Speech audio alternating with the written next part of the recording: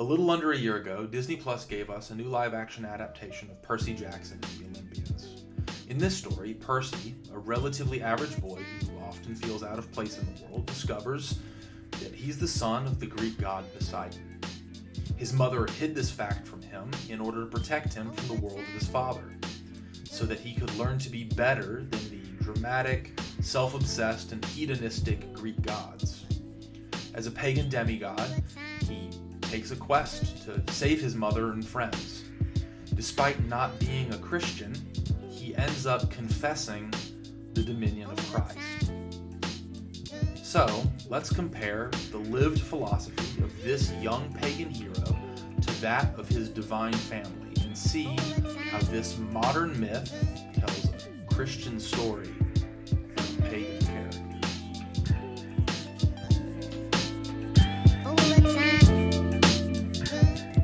Alright, so today we're going to be talking about Percy Jackson confessing the dominion of Christ. Of course, he doesn't confess Christ as King, Christ as Lord and Savior, but he does in many, many ways reflect Christian principles in a pagan world. And so I want us to think about that. But before we go there, we're going to take a slight detour through British historian Tom Holland, not Spider-Man, and Martin Shaw, a myth teller, mythologist.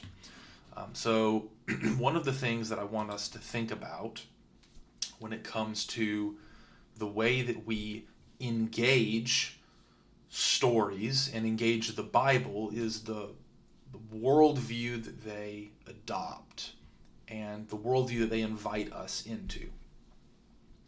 Tom Holland does a really good job in his book Dominion of juxtaposing the world pre-Christianity to the world post-Christianity, and chronicling the transition, at least within the Western world, of the influence, this transition from pagan to Christian and post, and the influence that Christianity has in this movement.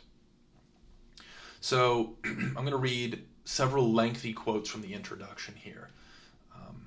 And I know they're long, but they're important, and I think they're really interesting. So from page 31, he says, "When I read the Bible, the focus of my fascination was less the children of Israel or Jesus and his disciples than their adversaries, the Egyptians, the Assyrians, the Romans. In a similar manner, although I vaguely continued to believe in God, I found him infinitely less charismatic than the gods of the Greeks, Apollo, Athena, Dionysius. I liked the way that they did not lay down laws or condemn other deities as demons. I liked their rock star glamour. As a result, by the time I came to read Edward Gibbon and his great history of the decline and fall of the Roman Empire, I was more than ready to accept his interpretation of the triumph of Christianity, that it had ushered in an age of superstition and credulity." This is Gibbon's thesis, that Christianity ushers in superstition and credulity, that it brushes aside the wonderful color and glamour and splendor of the pagan era. Holland continues, "My childhood instinct to see the biblical God as the po-faced enemy of liberty and fun was rationalized.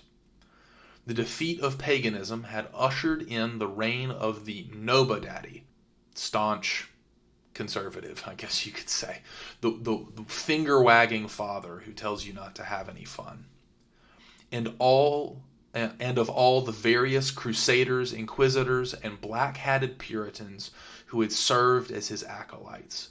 Color and excitement had been drained from the world. Thou hast conquered, O pale Galilean," wrote the Victorian poet Algernon.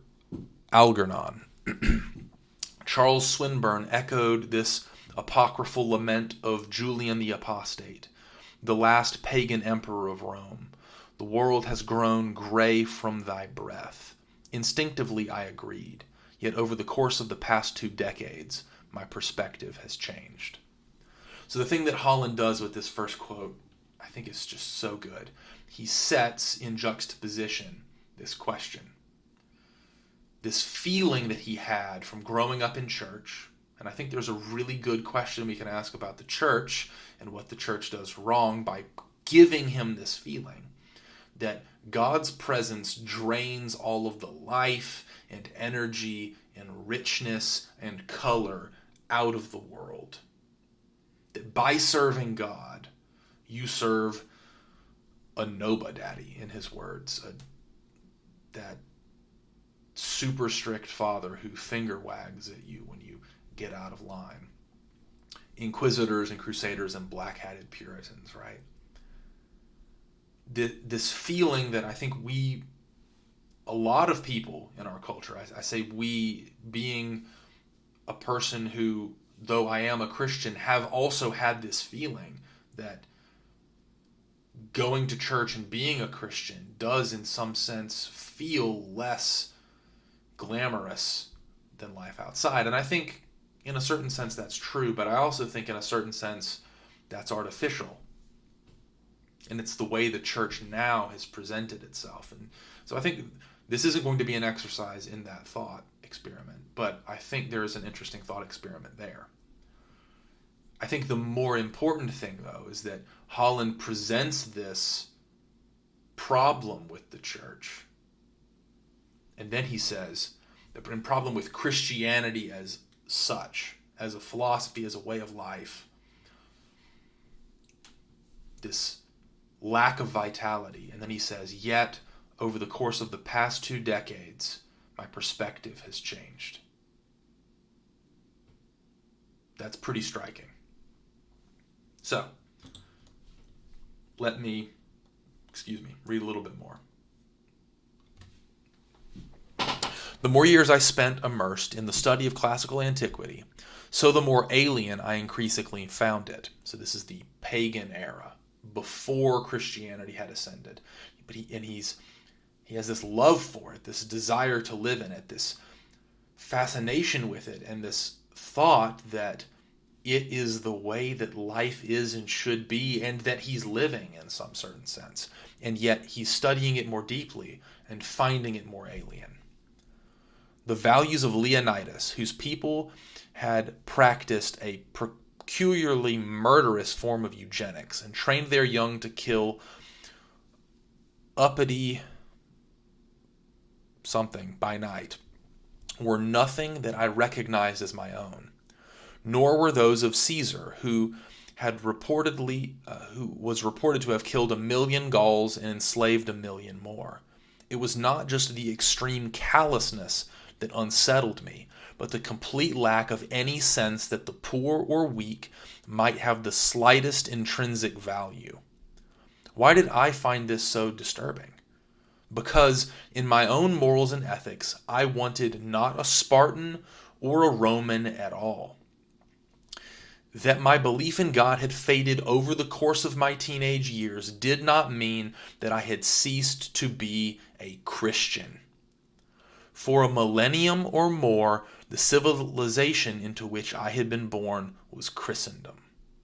Assumptions that I had grown up with about how a society should properly be organized and the principles that I should uphold were not the bread of classical antiquity, still less of human nature, but very distinctively of that civilization's Christian past. So profound has been the impact of Christianity on the development of Western civilization that it has come to be hidden from view.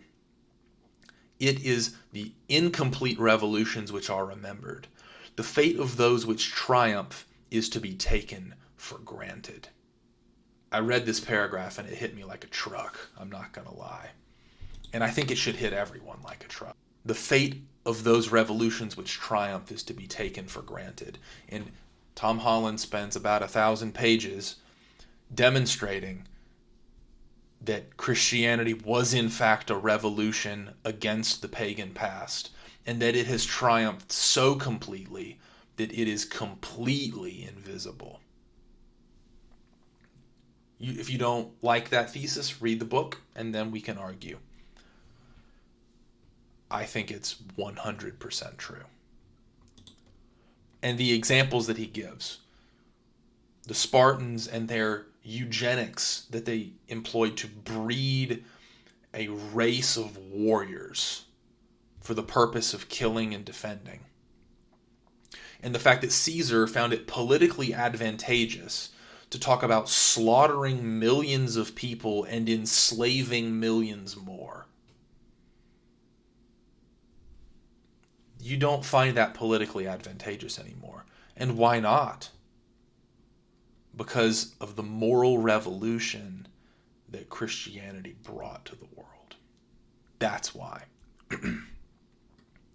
And then, I should say previously, in the same introduction, Tom Holland says this: fail to appreciate this, and the risk is always of anachronism. The West, increasingly empty though its pews may be, remains firmly moored to its Christian past. And so his point is that there's a distinct break between the pagan world and the Christian world. And this break is so dramatic that these two worlds are completely different, and that the Christian world has taken over at this point so much so that we don't even realize it anymore. And I think Percy Jackson can help show us this break that Tom Holland's talking about. Before we get into this, I want to play a clip from Martin Shaw, who is a mythologist, and he's talking with the I'm going to forget the Reenchantment Podcast, I think is what they're called. Justin Brierley, again, I forget her name. I feel bad about that. And they're talking about, being a mythologist, he knows a lot about pagan mythology. And so they're going to talk a little bit about the difference between paganism and Christianity. Yes, I will. First of all, one of the words that are being bandied about a lot these days is the word pagan. There is a sense somehow that there's a sort of a new a paganism amongst us. But I say, like C.S. Lewis said, "Oh, bright vision, were it so," because really most of us need to become pagans for a while to become Christians. I like the idea we might be living. C.S. Lewis does make this point explicitly, that in order to convert people to Christianity, first you have to convert them to paganism. And I wouldn't necessarily argue that point super strongly, but I do think, and I plan to demonstrate over the course of the next few years, hopefully, that to be Christian does require a certain worldview that most people today just don't have. And paganism's actually a lot closer to the Christian worldview in some ways, and in some necessary ways, than your modern rationalistic atheist. And so the fact that he brings it up here is just interesting. Anyway, I digress. In a pre-Christian society. Yes. I wonder if we haven't really given it a crack yet. Rather than post-Christian, pre-Christian. We'll have to change our intro then. But going back to what you were saying, which was? Disorienting. Yes, here we are. So I'm taking 4 of my esteemed colleagues and you across the world. In Homer's Odyssey, there's a moment where this main character, Odysseus, goes to the underworld and he has a conversation with Achilles, Brad Pitt, Yeah. And he says to Achilles, "How are you doing down in the underworld? How's this working out for you?" Yeah. And Achilles says, "Sooner be slave to a poor man than king of the underworld. It means nothing." And what he means by this is very important. It's this word kleos. Kleos in the Greco-Roman pagan world means imperishable glory. And in a pagan world, imperishable glory is the thing that you want. Now, the interesting thing about kleos is that you can't just have it in yourself. You can't just feel good about yourself and say, I have kleos, I have imperishable glory. It has to be given to you. The reason it's so important is it's the one things that humans have that the gods do not, because they never die. So they don't need imperishable glory. Okay. The pathos, and you find this in all the Greek myths, the pathos is always with the human characters. It's never with the gods. The gods are there for comic value. They're there to be frightening. But never, ever does a god give you the Sermon on the Mount. So, a couple of things. Gods aren't there to give you moral instruction like the Sermon on the Mount. Gods aren't there to be examples or exemplars. They're there to be comic relief or plot-driving forces in the narrative. Now, where they are metaphysically within this worldview is a different story, but that's how they function in the myths. And the gods don't get kleos because they don't need it. They're immortal. Mortals get imperishable glory because they need it. And Martin, if he doesn't make it here in a second, he'll make this point he makes this point in a different talk. This functions very similarly to social media. You can't get kleos, imperishable glory. You can't give it to yourself. But you can post a picture online and get a bunch of likes and followers, and that can validate you. Others can bestow upon you glory that isn't tangible, that validates you and who you are.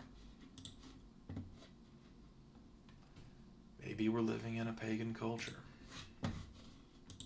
Never, ever do you hear the Beatitudes. And when you hear that stuff, the hair just starts to go up on the back of your neck, because you're hearing something that seems so countercultural, so counterintuitive to the way we are designed to behave, seemingly, in a dog-eat-dog world. Yeah. So right there and then. So I always say you hear a foreshadowing of Christ in the middle of the Odyssey. The last shall be first. As soon as Achilles, who's the greatest kleos of all, says, do you know what? This isn't working for me anymore. You can hear the druid is coming. And when he says the druid is coming, he means Christ. He refers to Christ as the druid, as a mythic person who calls us out of one age and into another. And but his point that Achilles pronounces the coming of Christ is crazy, right? Because Achilles in the Odyssey is stating the flaw, the fundamental flaw with the pagan perspective. This need, this driving need for kleos that you cannot give yourself, but that has to be given to you. And it is precisely this problem that that paganism has, that Christianity kind of enters into. And so this idea that, I mean, of course, kleos is met with grace, right, in the Christian perspective, and Paul's whole perspective on grace. And I could say some things about that. That's not really the point here, and I've gotten sidetracked before, so let's try and keep going. Let's get in a little bit more into Percy Jackson now. So I'm going to set the stage for his story a little bit. I'm going to play a couple of clips from the story. These are just a couple of clips. You're not going to really see the scope of the character arc, but I would highly recommend the show. I think it's one of the first shows that I've seen, new shows that I've seen in a long time, that felt like pre-COVID TV. And I'm not exactly sure all of what I mean by that. I just feel like COVID kind of broke our society, and nothing has been as good since in the entertainment sphere. But Percy Jackson felt like it was before that, and so I really, really appreciated that. Anyway, Percy Jackson, he's a reject kid who no one likes and nothing really seems to go right for. He has all of these things wrong with him. He's dyslexic, and so he struggles with reading. I resonate with that.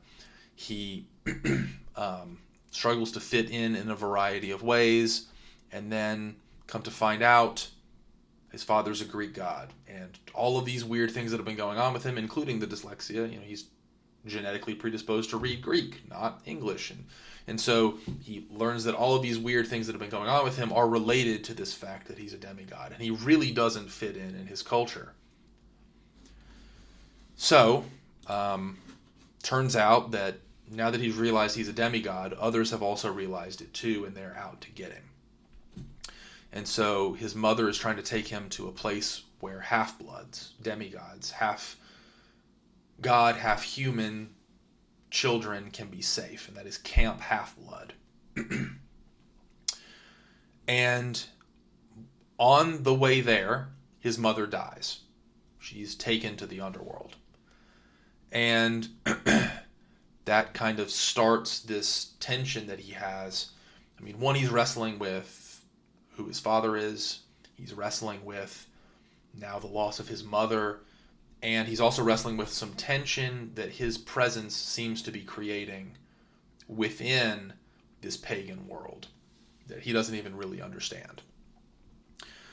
The world of Greek mythology is like full of this very real tension, and he's struggling to find a moral compass and to kind of figure out how this new world that he stepped into operates. The show makes consistent points. Like, it makes this point multiple times throughout the course of the season. I think it's only one season. That Percy's mother did not tell him about this pagan world in which he is a part, and actually a pretty significant part, for a very particular reason. It's because she didn't want him to be like them. She wanted him to be better than them. Even the gods, not just other demigods, but she wanted him to be morally superior to everyone, to be a better person than the gods, than the demigods, than the monsters, and all of the creatures, and everything. And so, bring up a couple of points. Just some interesting things that happen in this world, especially when he's at the camp.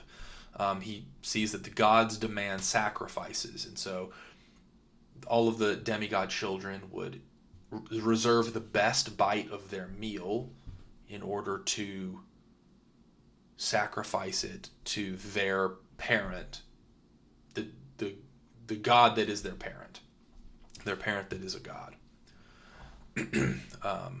All of the demigods are seeking to be sent on quests and or compete in tournaments and other kinds of games at camp in order to receive Kleos. And Kleos is mentioned explicitly in the show.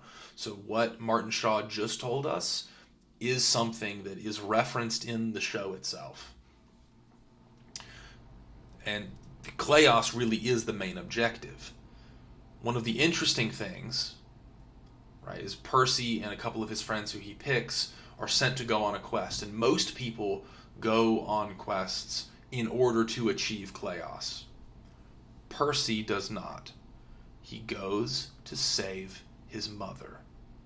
That's his goal. And to stop a giant war of gods from happening. And that's a good thing, right? But he really cares about saving his mother and keeping his friends safe and all of that. That's his motivation, not this imperishable glory that Martin has just told us about.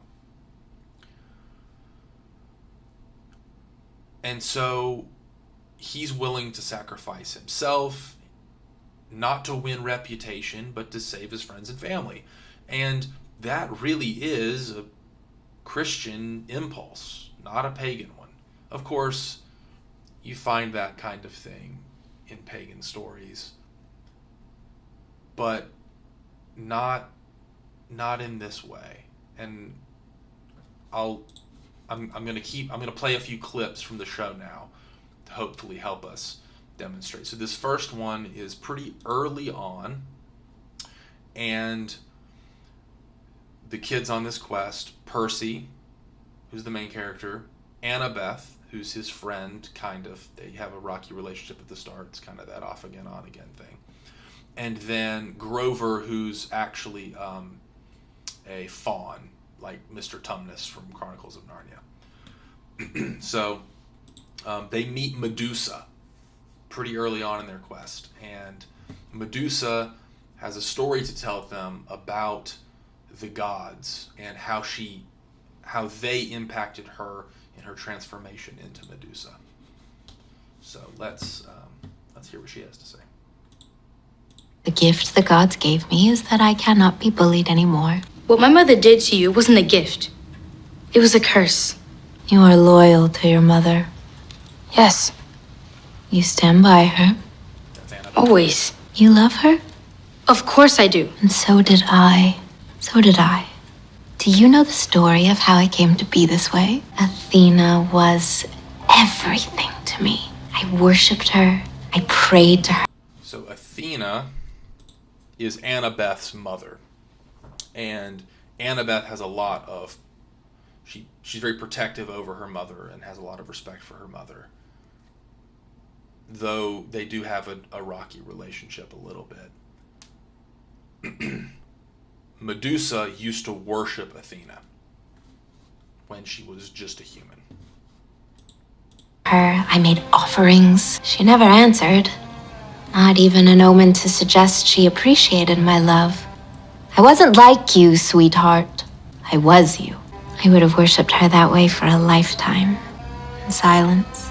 But then one day, another god came and he broke that silence. Your father. So, Poseidon, Percy's father, in Athena's absence, steps in. So, there's this tension between Annabeth's mother and Percy's father in this backstory. And Athena seems to be capricious and hands-off and not very attached. Poseidon steps in. Now, is this a political move? I don't know. They don't really explain, but Poseidon at least responds. The sea god told me that he loved me. I felt as though he saw me in a way I had never felt seen before. But then Athena declared that I had embarrassed her and I needed to be punished. Not him, me. So Medusa switches her loyalty to Poseidon, and that causes prideful Athena to be embarrassed, and so she punishes Medusa for switching worship to a god who actually is paying attention to her and not one that is ignoring her loyalty. That's the kind of tension that we're dealing with the gods. This is how they behave. Neither of them in this particular backstory have behaved in a particularly positive way, right? A little bit later, Medusa insinuates that Annabeth is going to betray him. There's been a little bit of tension around that already in the story. Is she just in it for the quest, or is she in it for the same things that Percy is, like his mother? She also tells Percy that his dad is a monster, and Percy kind of feels this a little bit, given the fact that Percy's mother died, he's never seen his father, and his father's played no part of his life at all up to this point, and is still not. His father basically has acknowledged that Percy is his son, and that's it. Hasn't helped him, nothing. And so that's the tension. Later on in the show, Annabeth talks about how she was supposed to be a gift from her mother to her human father, but when Athena had left, her father saw her as a gift for a little while and then married a human woman, and they had their own children, and she was no longer valued and thus was mistreated. And so Annabeth is convinced that everyone mistreats others, both the gods and humans, and that there's no real difference in moral standing between the divine and the human. There's just a difference in power. And so just like Athena could love her father 1 minute and then leave, and just like her father could love her 1 minute and then basically not leave her, but mistreat her to the point where she leaves. That's just how everyone operates in this world, the world of the pagan gods. One of the main drivers of the plot and character development is the way that Annabeth and Percy both relate to their parents and bond with each other around the fact that their parents have been bad parents. Their divine parents have been bad parents and let them down in a lot of ways. And so when they're fighting with Medusa, Percy very boldly, he takes Medusa's head off, just like happens in the original Greek myth. He puts it in a box and he mails it to Olympus. And this is considered very disrespectful towards the gods. And he means it that way. For their capriciousness, their lack of care, their flippancy, all of those things, and many more. And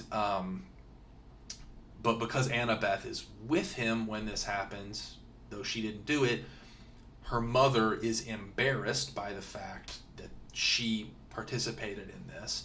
And so when they're being hunted by a monster and hiding in Athena's sanctuary, Athena lets the monster in to kill her daughter and her friends. And so that's just another example of this capriciousness. So a little bit later in the story, they get out of that situation, everything's fine. They run into Ares, and Ares promises to help the kids on their quest if they can get the shield that he left at Hephaestus's place. Hephaestus is a different god. So you got Ares now, who's the god of war, Hephaestus, who's the craftsman god. Hephaestus is married to Aphrodite, the goddess of love, and really lust, kind of. Ares and Aphrodite are having an affair, as they do in the myths. And so Ares left his shield at Hephaestus's place while Hephaestus was out, and he was with Aphrodite and had to run in a hurry because Hephaestus had gotten home. And so, again, another example, like the very reason they're in this, that Percy and Annabeth are in the situation that I'm about to play, is because of gods behaving poorly yet again. And so Ares can't clean his dirty laundry for some reason, and so he sends a bunch of kids to do it. So this is where we pick up. Ares has sent Percy and Annabeth into Hephaestus's home, which is this abandoned theme park for some reason, and we're going to watch a little bit of the way that they engage in getting Ares' shield from Hephaestus in order to have Ares help them on their quest. Rejected by Aphrodite? My mom told me these stories all the time. I remember this. She said... What? She said this is what the gods are like to each other. This is the kind of family they are. Why didn't you want to say that just now? She was trying to keep me away from you guys. Maybe you were right. Maybe she should have been preparing me better. Maybe she was preparing you. Right? Maybe she was preparing you for when you were introduced to this whole world, because this is how the gods are to each other. They mistreat and misbehave and are only in it for themselves and the things that they want and can get right now, and that's how they operate, and that's how the whole world around them operates and the whole culture. And Percy seems to be different, and Annabeth hits the nail on the head. Maybe your mom was keeping you out of this so that when you got here, you could be different. And I'm sitting here watching this on my couch, and it's like all of the Tom Holland Dominion alarm bells are going off in my head, because the world is different. because of what Christ has done. So let's keep going. They get to this chair that Hephaestus has built and the shield, and they've got to figure out, what does this mean and what do they need to do? It was a gift. Hephaestus offered it to Hera. But as soon as she sat in it, she couldn't get up. All the gods tried, but the machine was too smart. It was too strong. It was too much. Even for them. Finally, they said if Hephaestus let Hera free, Aphrodite would be his wife. The chair is the bargain. Us goes in, the other gets the shield. I'll do it. What? Wait a minute. Whoever goes in isn't... One of us goes in, the other gets the shield. They're going to fight about who goes in, right? But that's the deal. Because this is how the gods operate. In order to get married to Aphrodite, Hephaestus had to trap Hera, the queen of the heavens, and force them to let him marry her. coming out. That seems pretty clear. I know, that's why I said wait. This isn't the arch seaweed brain. You're not pushing me into the stairwell again. Yes, I am. I'm not gonna let you this time. It doesn't work that way. It's why you're here. When I was choosing my team, I told Chiron I needed someone who wouldn't hesitate to sacrifice me if the quest required it. He agreed. You were right. I can't believe it, but the fates were right. There's no getting around this. We dodged at the arch, barely, but maybe this isn't something you can dodge forever. The Oracle chose you. The gods chose Stop. you. It isn't about that. What could it possibly be about if it isn't about that? You're better at this than me. Believe me, I wish there was another way this quest succeeds. I just don't see it. So, this is the conundrum. And Percy, being the pagan Christian, is going to sacrifice himself because this is how the gods are. And this is also so interesting, right? If you talk about ransom theories of atonement, right? Jesus sacrificing himself to pay a ransom to the devil in order to win us back. You can kind of feel that a little bit here. Percy's paying himself to the pagan god to win the quest and save his mother. A little on the nose, actually, but you miss it because it's a pagan story and because, to Tom Holland's point, it's the world we live in. The world we live in is so Christian that it floats past us invisibly. And I don't think that the author of this story intended this to be a Christian story. I could be wrong. Anyway, let's see how this ends up shaping out. I need you to promise me something. I'm not leaving the underworld without your mom. I was gonna say, when this quest is done, can you maybe swing back here and try to get me out of this thing? You think you had to ask? Just making sure.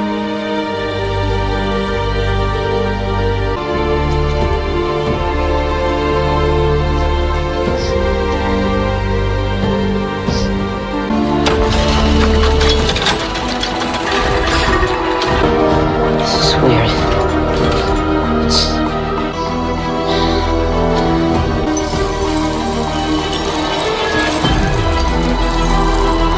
Stand up. I can't. Percy, stand up. I mean it. It's okay. I'm okay. I'm okay. I'm okay.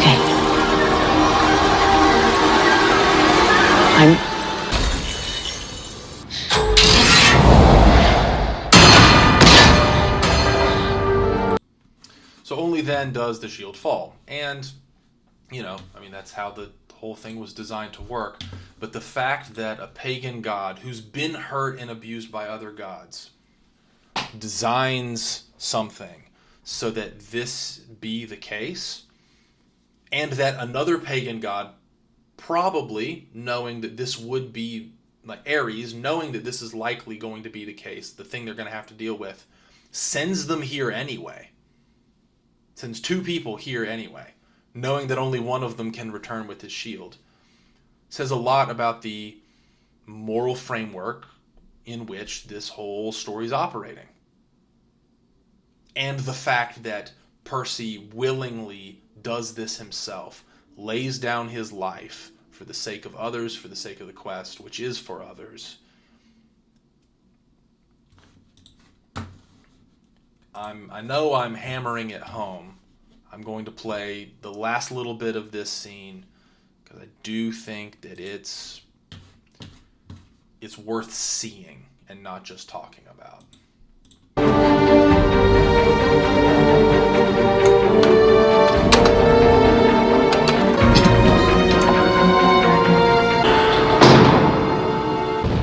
Can I help you? Do you need some help finding your way out?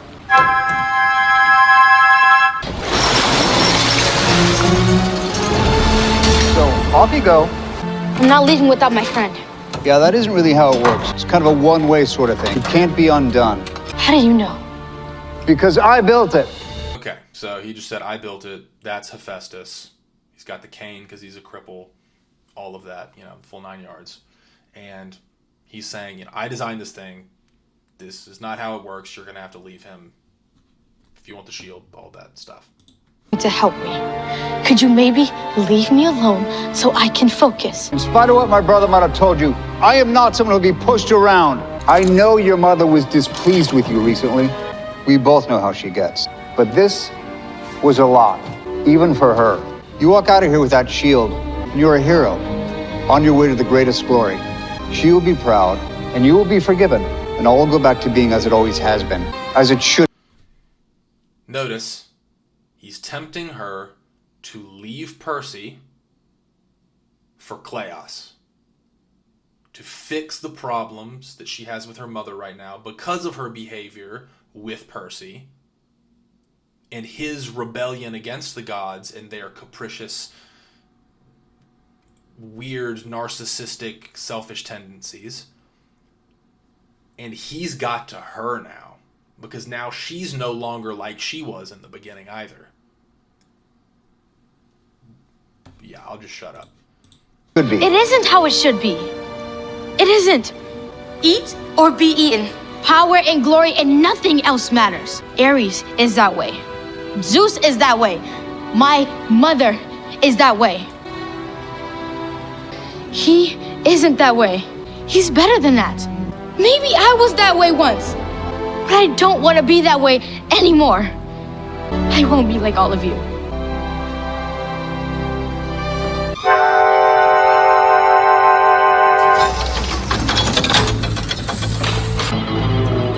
So, the crippled god, who's been made fun of, then through the appeal, the example of a boy who sacrificed himself, the crippled god's heart is changed, and he, through Percy's effect on Athena, Percy also affects and redeems Hephaestus. And thus Percy is saved.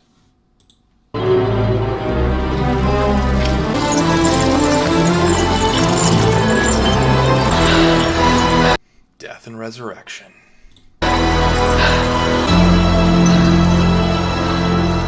Some of us don't like being that way either. You're a good kid, Annabeth. I'll put in a good word with your mom for you. So, I hope that it's clear at this point that though Percy Jackson never says, yeah, I'm a Christian, he's displaying the very Christian ethics that Tom Holland is suggesting has completely and utterly demolished the pagan perspective of the pre-Christian era. This is from his book, a quote. He says, "The strong do what they have the power to do, and the weak must suck it up." And that's exactly the perspective of the pagan gods in Percy Jackson. Exactly the perspective. And Percy is different. And Percy is different because he's lived not in their world, but in the dominion of Christ that is effective in our culture. Now, this is probably being posted in our Genesis series, and you may think, what does this have to do with Genesis? And at this point, I've completely neglected to even mention Genesis. But the connection is this. We've now analyzed the underlying philosophy of a story that holds pagan beliefs up against Christian ones. So the story, inside the story itself, it's juxtaposing pagan beliefs and Christian beliefs. It's not doing that explicitly. It's doing that implicitly. But that's important. I want us to see that kind of thing happen. Because one of the things I want to do with Genesis is do the same thing with it and demonstrate that when you hold Genesis up against pagan beliefs, interesting things happen that may cause us to question whether or not we've been reading Genesis properly within certain subsets of the church. Now, we're going to spend a little bit more time with a different fictional set of stories in the coming however long it takes me, I guess. And we're going to use modern myths to help us dive a little bit deeper into this and refocus. So hopefully when we finally get to Genesis again, we don't fall back into that same pattern, but we can read it with fresh eyes, sensitive to Lewis's intuitions about myth became fact, and sensitive to the way that myth is wrestling with and attempting to express the way we engage in the world and the philosophical underpinnings of these narratives themselves. So next we'll turn to comparing or analyzing a couple of mythic stories that I find really, really fascinating. Grace and peace.